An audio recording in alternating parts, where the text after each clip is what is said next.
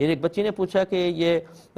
لڑکے میں کون سی خوبیاں ہوں کہ ہم اس کو کہیں کہ جی یہ ہے اسلامی نوجوان کہ جس سے نکاح کرنا چاہیے۔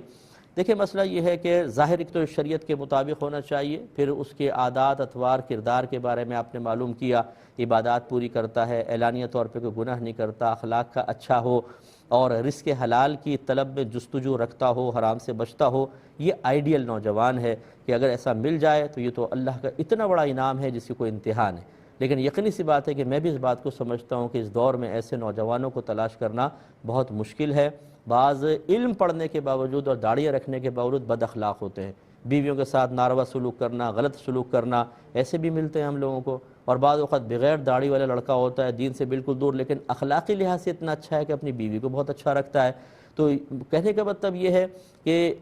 یہ تو آئیڈیل سچویشن جو میں نے آپ کو بتائی یہ ہونی چاہیے، ورنہ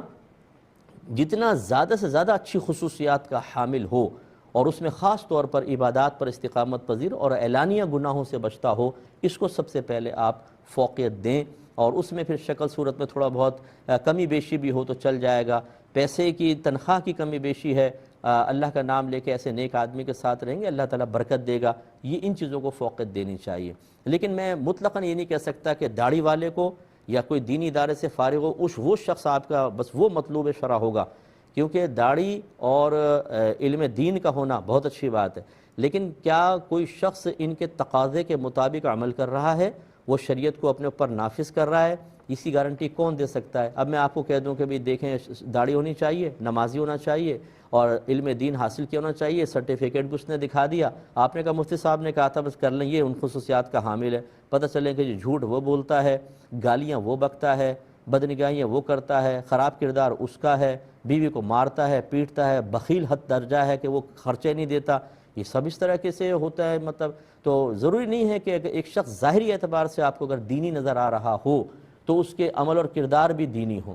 بعض اوقات شریعت کو خود نافذ نہیں کیا جاتا، اس لیے اچھی طرح دیکھیں، اور میں اکثر یہ مشورہ والدین کو دیتا ہوں کہ اگر پاسبل ہو، جس بچی سے آپ نے شادی کرنی ہے اس کو اگر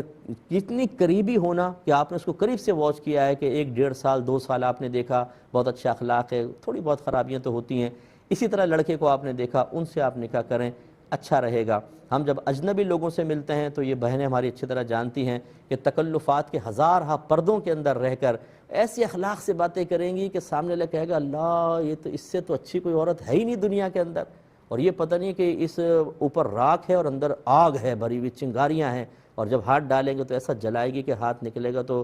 ہڈیاں ہوں گی، گوشت غائب ہوگا۔ وہ پھر مطلب یہ کہ جب پہل ملتی ہیں تو بڑے اخلاق کے ساتھ، پھر بچے کی شادی کر کے والدین سر پکڑے ہوتے ہیں کہ بھئی تو بڑی بااخلاق بن رہی تھی، یہ تو بڑی خطرناک ہے۔ تو اس لیے مطلب یہ کہ بہرحال اب یہ بھی نہیں ہو سکتا کہ ہر ایک جو ہے وہ 1.5 2 سال تک کسی کو واچ کرتا رہے پھر کرے، اگر پاسبل ہو تو ایسا کریں، ورنہ پھر اللہ کا نام لے کر ظاہر دیکھ کر بھی کر لیں۔ اللہ تعالیٰ